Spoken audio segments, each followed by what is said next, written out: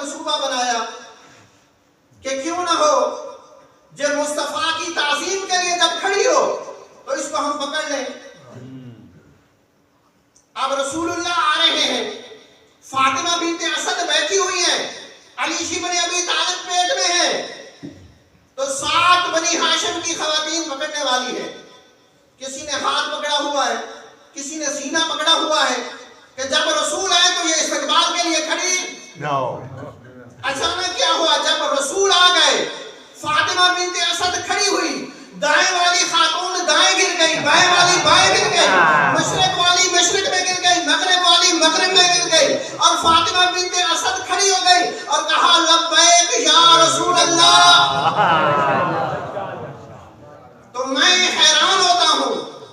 कि जब 7 औरतें फातिमा बिन्ते असद के बेटे का मुकाबला नहीं कर सकी तो एक खातून अली इब्न अबी तालिब का मुकाबला कैसे कर सकती?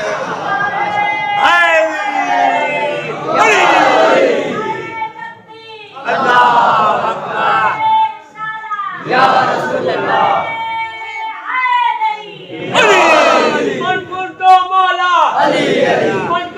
मौला अली हम सब का मौला अली काबा का गौहर अली जिब्रील का टीचर अली नारे हैदरी अली। जो है ना माशाअल्लाह, फातिमा बिन्ते असद है खाने काबा में और रसूल आ गए